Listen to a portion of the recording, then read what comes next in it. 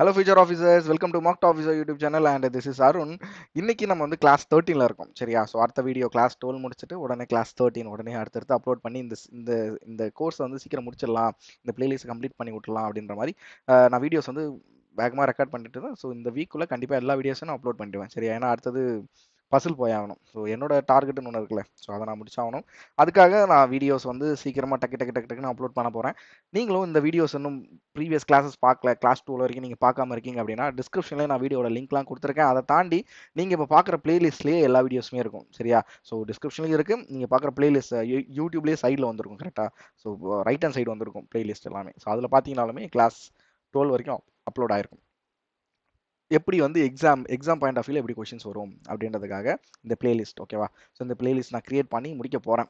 Around எத்தனை questions கிட்ட upload பண்ணியிருப்போம் அப்படின்னா 12 to 48 கொஷின்ஸ் கிட்ட நம்ம சால்வ் பண்ணியிருப்போம். எப்படி கொஷின்ஸ் இது எக்ஸாமில் வரும் அப்படின்ற மாதிரி ஒரு ஐடியா பிளான் பண்ணி நம்ம வந்து கொஷின்ஸ் எடுத்துகிட்டு வந்து சால்வ் பண்ணி காட்டியிருக்கோம்.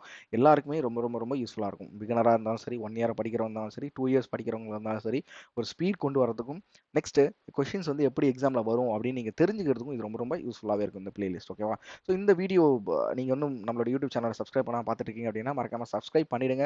ப்ளஸ் இந்த வீடியோ பார்த்து முடிச்ச பிறகு உங்களோட கருத்துக்களை கமெண்ட் செக்ஷனில் பதிவிடுங்க. ஓகேவா?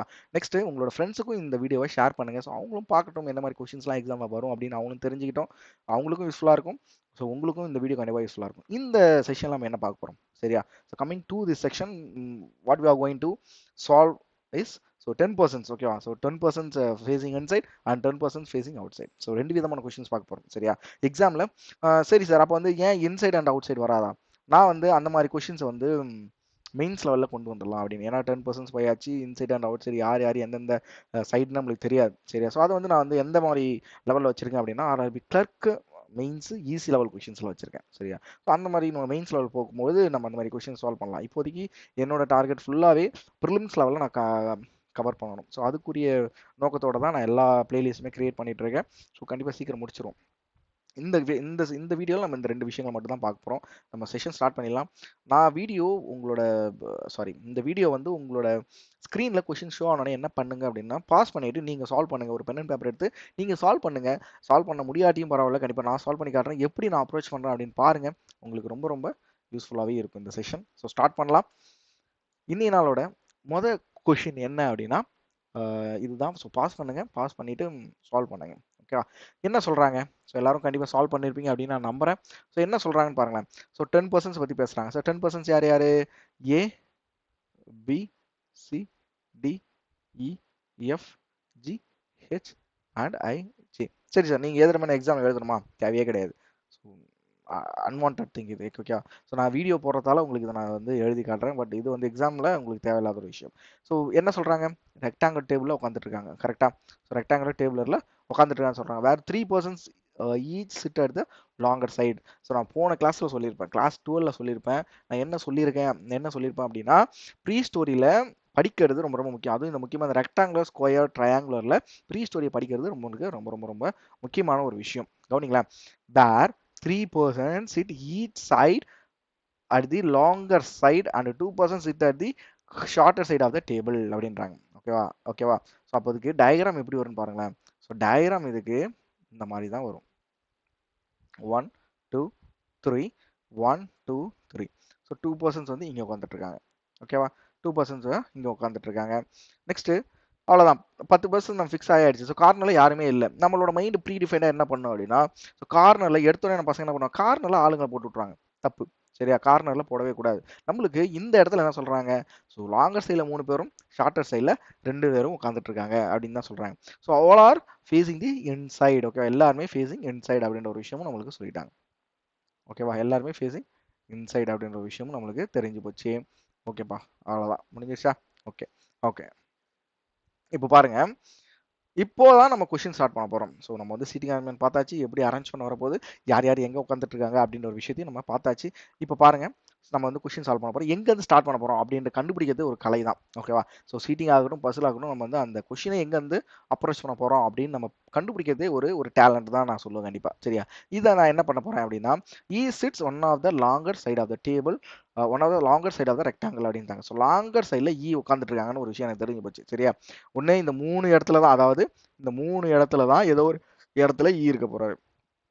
ஓகே ஆமா ரைட். ஸோ இந்த விஷயம் கிளியர். பட் எனக்கு இப்போ இதை போட்டால் நான் 3 பாசிபிள் கேசஸ் போடணும். ஸோ நான் அதுக்கு என்ன பண்ண போறேன் அப்படின்னா, அடுத்த லைனை நான் சேர்க்க போறேன். என்னது? H sits to the immediate right of E where both of them sit at the same side of the table. So இந்த 2 லைனையும் நான் வந்து மெர்ஜ் பண்ணக்குள்ள எனக்கு 2 கேசஸ் மட்டும்தான் வரும். கரெக்டா? கரெக்டா? ஸோ நான் ஒன்று ஈயை இங்கே இங்கே ஃபிக்ஸ் பண்ணலாம். கரெக்டா? ஸோ ஈயை நான் இங்கே ஃபிக்ஸ் பண்ணா H is immediate right of E. So H இங்கே வருவார், H இங்கே வருவார். அதுவே இப்போ ரெண்டாவது கேசஸ் ஒன்று போடணும் அப்படின்னா, ரெண்டாவது கேஸில் நான் H E எப்படி ஃபிக்ஸ் பண்ணலாம், H எப்படி ஃபிக்ஸ் பண்ணலாம்? கவனிங்களேன், கவனிங்களேன். ஸோ எல்லாமே ஃபேஸிங் இன்சைட் அப்படின்ற ஒரு விஷயம் எனக்கு தெரிஞ்சு போச்சு.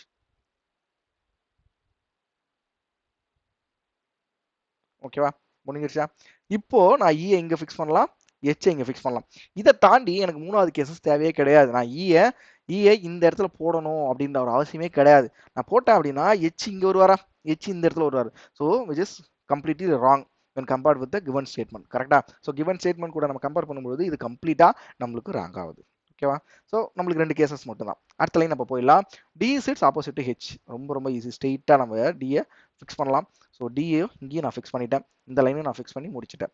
3 persons sit between the D and F. ஓகேவா? 3 பீப்புள் வந்து உட்காந்துட்டு இருக்காங்க. ஸோ நான் வந்து ஃபர்ஸ்ட் என்ன பண்ணுறேன், டியோட லெஃப்ட்டில் கவுண்ட் பண்ணுறேன். 1 2 3.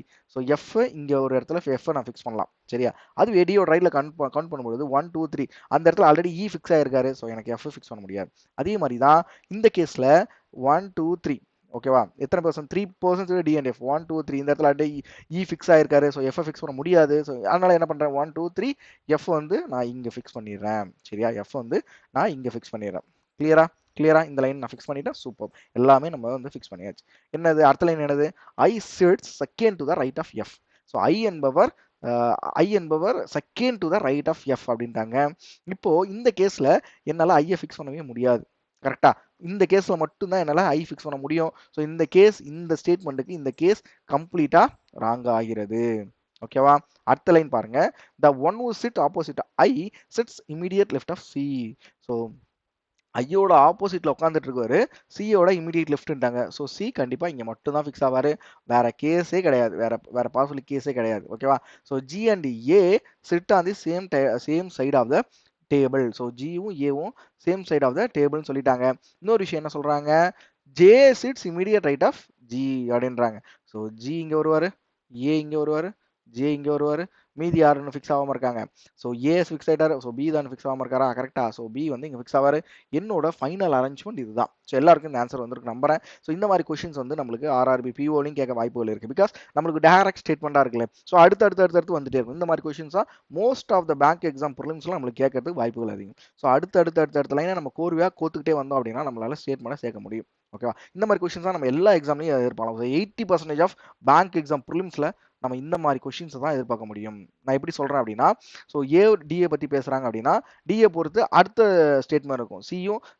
சியும் டியும் சேர்க்கிற மாதிரி இருக்கும். ஸோ அடுத்த ஸ்டேட்மெண்ட் என்ன இருக்கும், இயும் சியும் சேர்க்கிற மாதிரி இருக்கும். ஸோ இந்த மாதிரி கோர்வையா அடுத்த லைன் வரது தான் நம்ம வந்து ப்ரிலிம்ஸ். இந்த மாதிரி கொஸ்டின்ஸ் நம்ம எதிர்பார்க்கலாம். சரியா? நீங்க தேடக்குள்ள இந்த மாதிரி கொஸ்டின்ஸை தேடி நீங்க சர்ச் பண்ணி போட்டு பார்த்தீங்க அப்படின்னா ரொம்ப ரொம்ப யூஸ்ஃபுல்லாகவே இருக்கும். ஸோ இந்த கிளாஸோட அடுத்த கொஸ்டினை சால்வ் பண்ண ட்ரை பண்ணுங்கப்பா.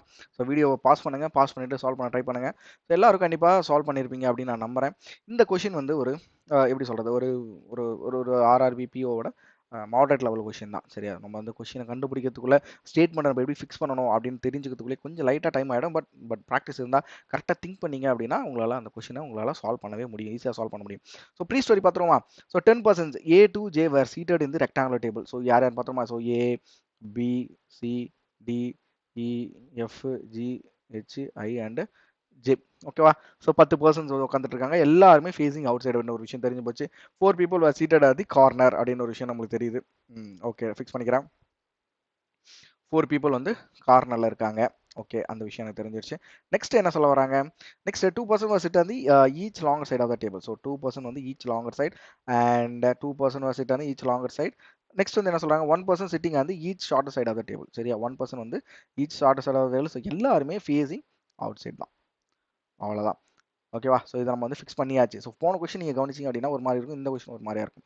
அதனால தான் நான் திருப்பி திருப்பி சொல்கிறேன், ரெக்டாங்குலர், ஸ்கொயர், ட்ரையாங்குலர் வந்தது அப்படின்னா ப்ரீ ஸ்டோரியை பயங்கரமாக படிங்க. ஸோ இதுக்கு மட்டும் கிடையாது, எல்லாத்துக்குமே தான் நம்ம ப்ரீ ஸ்டோரி படிச்சாகணும். எத்தனை பர்சன்ஸ் இருக்காங்க, யார் யார் ஃபேஸிங் இன்சைட், எத்தனை பேர் ஃபேஸிங் இன்சைட். ஸோ இந்த விஷயங்கள்லாம் நம்ம வந்து லேர்ன் பண்ணணும், தெரிஞ்சுக்கணும் அப்படின்னா நம்ம ப்ரீ ஸ்டோரியை தெளிவாக படிக்கணும். சரி, அவசர அவசரமாக போகக்கூடாது. நம்மளோட மைண்டில் ஒரு ஒரு ஒரு ஒரு ஃபார்முலா ஃபிக்ஸ் ஆகிருக்கும். என்ன ஃபார்முலா அப்படின்னா 4% கார்னர், 4% வந்து எட்ஜில் உட்காந்துட்டு இருப்பாங்க அப்படின்னு தான் நம்மளோட மைண்டில் ஒரு ஒரு ப்ரீ டிஃபைன் ஃபார்ம்லாம் வந்து ஃபிக்ஸ் ஆகிருக்கும். ஸோ அதை வந்து நம்ம ஃபாலோ பண்ணக்கூடாது. கொஷினில் என்ன கொடுத்துருக்காங்க அப்படின்ற ஒரு விஷயத்தை தான் நம்ம ஃபாலோ பண்ணி ஆகணும். ஓகேவா? சரி, ஓகே. நான் வந்து ப்ரீ ஸ்டோரியை ஃபிக்ஸ் பண்ணிக்கிட்டேன். நெக்ஸ்ட்டு எங்கேருந்து ஸ்டார்ட் பண்ணணும் அப்படின்ற ஒரு விஷயத்தை கண்டுபிடிக்கணும். நான் என்ன பண்ணேன், நான் ஃபஸ்ட்லேருந்தே நான் ஸ்டார்ட் பண்ணுவேன். இந்த ஸ்டேட்மெண்ட் வந்து நான் ஸ்டார்ட் பண்ணுவேன். எப்படி சார், எப்படி அது பயங்கரமாக குழப்பற மாதிரி இருக்கே அப்படின்னு சொல்லி உங்களுக்கு கேட்குறீங்க அப்படின்னா, நல்லா கவனிங்க. H sits second to the right of B, who sits immediately right of G, such that they were seated on the adjacent side of the table but not on the corners அப்படின்ட்டாங்க. சரியா? என்ன சொல்ற வராங்க அப்படின்னா, இப்போ கவனிங்களேன், H sits second to the right of B அப்படின்றாங்க. So நான் B இங்கே ஃபிக்ஸ் பண்ண வச்சுக்கோங்களேன். ஸோ H இங்கே ஃபிக்ஸ் ஆவாரா? கரெக்டா? So B who sits immediately to the right of G அப்படின்றாங்க. சரியா? இந்த இடத்துல பாருங்க, such that they were seated adjacent side தான் சொல்றாங்க. யார் யாரு? பியும் H பத்தி தான் பேசுறாங்க இங்க. ஜியையும் பியையும் பத்தி பேசல. ஈவன் நம்ம வந்து செகண்ட் இமிடியட் ரைட் நம்ம ஜி வந்து ஃபிக்ஸ் பண்றோம் அப்படின்னா H வந்து கார்னர்ல போயிடுவார். ஸோ ஜி வந்து நம்ம ஒரு கார்னர்ல போடுறோம் அப்படின்னா H வந்து ஒரு கார்னர்ல போயிடுவார். ஆமா ரைட்? ஸோ கரெக்ட் தான் நான் சொல்றது. அதனால நம்மளுக்கு அந்த ஒரு லைனுக்கு நம்ம எப்படி ஒரு பாசிபிலிட்டி வரைய முடியும், எப்படி அந்த ஜிபிஹெச்சை ஃபிக்ஸ் பண்ண முடியும்னா இந்த ஒரே ஒரு வழி மட்டும்தான்ப்பா. வேற வேற வேற ஆப்ஷன் எதுவும் கிடையாது. நீங்க டக்குன்னு சொல்லுங்க சார், நான் ஜி எங்க ஃபிக்ஸ் பண்ணுவேன், பிஏ ஃபிக்ஸ், அது ஒரு கேஸ் வருது சார். நான் மறுபடியும் சொல்றேன், இது கேசஸ் கிடையாது. இதோட எப்படி சொல்றது, பிம்பம் தான் அது. ஓகேவா? ஸோ நான் இப்போ ஜிஎன்பி மேலே ஃபிக்ஸ் பண்ணியிருக்கேன் அப்படின்னா நீங்க கீழே ஃபிக்ஸ் பண்றீங்க அப்படின்னா அதோட ஒரு பிம்பம் தான் அது. ஓகேவா? அதுவுமே கரெக்ட் தான். ஓகேவா? அதுவுமே கரெக்ட் தான். பட் அது இடம் மட்டும் தான் மாறிக்க தவிர பட் அதோட அரேஞ்ச்மெண்ட் எல்லாமே நம்ம கொடுத்துருக்க ஸ்டேட்மெண்ட்டுக்கு வயலட் ஆகாது.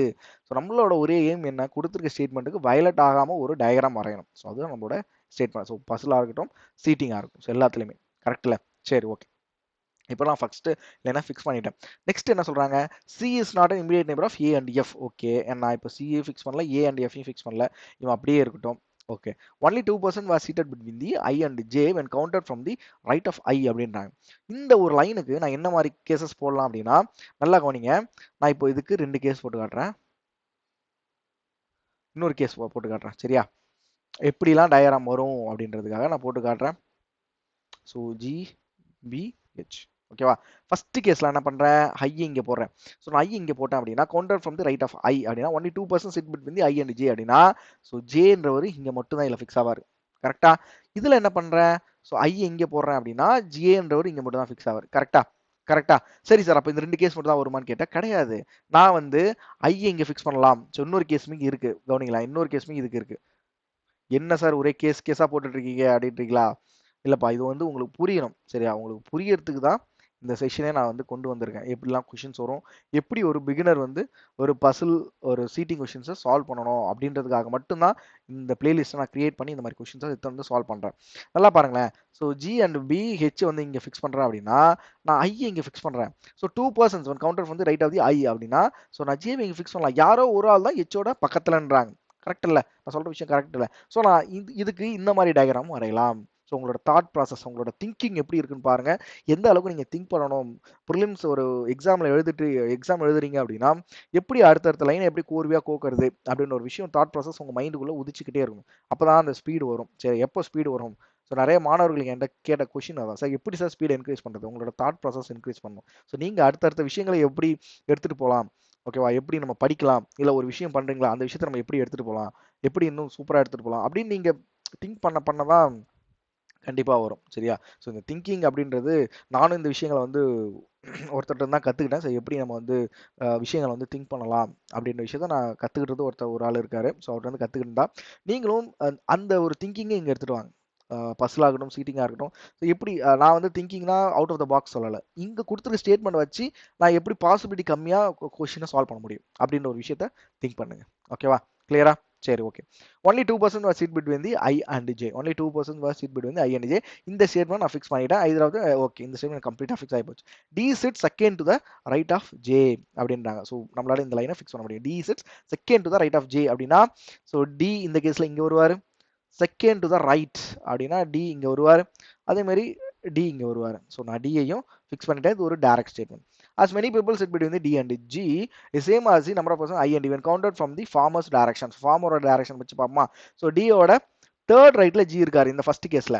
அப்படின்னா ஐயோட தேர்ட் ரைட்ல தான் யார் வரணும், இ வரணும். பட் ஆனா இந்த இடத்துல எனக்கு ஜே இந்த இடத்துல ஃபிக்ஸ் ஆயிருக்கு. ஸோ இந்த கேஸ் எனக்கு கம்ப்ளீட்டா கேன்சல் ஆகுது. கிளியரா? நான் எப்படி இந்த ஃபர்ஸ்ட் கேஸை கேன்சல் பண்ணேன்னு புரிஞ்சுதா? ஸோ கேன்சல் ஆயிட்டான். சரிப்பா, ஓகே. இப்போ இதே கேஸ் கவனிங்களேன். ஸோ டியோட இமீடியட் ரைட்ல ஜி இருக்காரு. ஸோ ஐ அப்போ எங்க வருவாரு, immediate right of sorry I எங்க வருவாரு, இமீடியட் ரைட் ஆஃப் ஐல வருவாரு. ஸோ கிளியரா? சரி, இப்போ பாருங்க. ஸோ ஜி டி எங்க இருக்காரு, ஸோ டி இந்த இடத்துல இருக்காரு. டியோட 1 2 3 4 ஓகேவா, 1 2 3 4th லிஃப்ட்ல ஜி இருக்காரு. அப்போ ஐ இங்க இருக்காரா, ஸோ ஐயோட 4th லிஃப்ட்ல தான் இ வரணும். 1 2 3 4. ஸோ இ இங்க வந்து இங்க ஃபிக்ஸ் ஆகும். கிளியர்? ஸோ எல்லாருக்கும் இந்த லைன் கிளியரா இருக்கும் அப்படின்னு நான் நம்புறேன். சரியா? ஸோ கிளியரா இருக்கும். C is not an immediate neighbour of J and D. ஓகேவா? சி என்பவர் ஜேக்கு டிக்கு இமிடியேட் நெய்பர் இல்லை அப்படின்னா சி இங்க மட்டும் தான் ஃபிக்ஸ் ஆவார். கரெக்டா? கரெக்டா? இப்போ பாருங்க இந்த கேஸ்ல கவனிங்களேன். ஸோ ஜே இங்க இருக்காரு, டி இங்க இருக்காரு. இன்னும் யாரை நான் ஃபிக்ஸ் பண்ணணும் அப்படின்னா சியை ஃபிக்ஸ் பண்ணணும். நெக்ஸ்ட் யாரை ஃபிக்ஸ் பண்ணணும், ஏ அண்ட் எஃப் ஃபிக்ஸ் பண்ணணும். எனக்கு ஒரு ஸ்டேட்மெண்ட் கொடுத்துருக்காங்க, C is not immediate neighbour of A and F. அப்படின்னா இந்த மூணு இடத்துலையுமே இந்த மூணு பேரை ஃபிக்ஸ் பண்ண முடியாது. அப்போ எனக்கு இந்த கேஸ் கேன்சல் ஆகுது. ஸோ மீதி இருக்க ஏ அண்ட் எஃப் வந்து இங்க ஃபிக்ஸ் ஆவாங்க. கரெக்டா எனக்கு ஃபிக்ஸ் ஆகி போச்சா? கரெக்டா ஃபிக்ஸ் ஆகி போச்சா? அவ்வளோதான். இதுதான் என்னோட ஃபைனல் ஆன்சர். ஸோ கொஞ்சம் கஷ்டமாக இருந்திருக்கும் உங்களுக்கு சால்வ் பண்ணக்குள்ள, கொஞ்சம் மாதிரி கஷ்டமாக இருக்கும். ஸோ திங்க் பண்ணீங்க அப்படின்னா கண்டிப்பாக உங்களால் சீக்கிரமாக இந்த மாதிரி கொஷின்ஸை அப்ரோச் பண்ண முடியும். கண்டிப்பாக அப்ரோச் பண்ணவே முடியும். ஓகேவா? ஸோ எப்படி இருந்தது இந்த செஷன், எப்படி இருந்ததுன்னு சொல்லுங்கள். மறக்காம கமெண்ட் செக்ஷன் உங்களோட கருத்துக்களை தெரிவிங்க. ப்ளஸ் இந்த வீடியோ உங்களுக்கு பிடிச்சிருக்கு அப்படின்னா லைக் பண்ணுங்க. இந்த செஷன் உங்களுக்கு பிடிச்சிருக்கு, சாரி வீடியோ தாண்டி இந்த செஷன் நான் உங்களுக்கு சொல்லிக் கொடுத்த விதம் உங்களுக்கு பிடிச்சிருக்கு அப்படின்னா லைக் பண்ணுங்க. மறக்காம இந்த வீடியோஸ் வந்து இந்த பிளேலிஸ்ட் இந்த வீடியோஸ் வந்து உங்களோட ஃப்ரெண்ட்ஸுக்கு ஷேர் பண்ணுங்க. நீங்களும் இந்த பிளேலிஸ்ட்டை சேவ் பண்ணிக்கிட்டீங்க அப்படின்னா அடுத்தடுத்த வீடியோஸை பார்க்கறதுக்கு ரொம்ப யூஸ்ஃபுல்லாக இருக்கும். சரியா? ஸோ இதெல்லாம் நான் பார்க்கணும், வாட்ச்ல அட்லீஸ்ட் வாட்ச் லேட்டர் கொடுத்து வச்சிட்டீங்க அப்படின்னா நீங்கள் ஃப்ரீ டைம்ல வச்சு இந்த மாதிரி கொஷின்ஸை ஜஸ்ட் பார்க்கலாம். சால்வ் பண்ணல அப்படின்னாலும் நீங்கள் வந்து ஜஸ்ட் பார்த்து நான் எப்படி அப்ரோச் பண்ணியிருக்கேன் அப்படின்ற ஒரு விஷயத்தை நீங்கள் தெரிஞ்சுக்கலாம். ஓகேவா? ஸோ இதை தாண்டி நம்மளோட யூடியூப் சேனலில் மற்ற கோர்சஸ் என்னென்ன லான்ச் பண்ணியிருக்கோம் அப்படின்றத டிஸ்கிரிப்ஷனில் கொடுத்துருக்கேன். மறக்காம செக் பண்ணி பாருங்க. எல்லாருக்குமே யூஸ்ஃபுல்லான ஒரு பிளேலிஸ்ட் தான் நான் கிரியேட் பண்ணியிருக்கேன். படிங்க, எல்லாத்தையும் யூஸ் பண்ணிக்கோங்க. இன்னும் ஃப்ரீ மெட்டீரியல்ஸ் என்னென்ன வேணும் அப்படின்றத டிஸ்கிரிப்ஷனில் கொடுத்துருக்கேன். சரி, இன்னும் நம்ம என்ன ஃப்ரீ மெட்டீரியல்ஸ் படிக்கிறது கொடுத்துட்ருக்கோம். இந்த வெக்காப்ஸ், மந்த்லி வெக்காப்ஸ், அது மாதிரி வீக்லி கம்பைலேஷன், இது எல்லாமே கொடுத்துட்ருக்கோம். ஸோ டிஸ்கிரிப்ஷனில் இருக்குது, எல்லாத்தையும் செக் பண்ணி பாருங்கள். நம்மளோட டெலிகிராம் சேனலில் ஜாயின் ஆகல அப்படின்னா மறக்காம ஜாயின் பண்ணிக்கோங்க.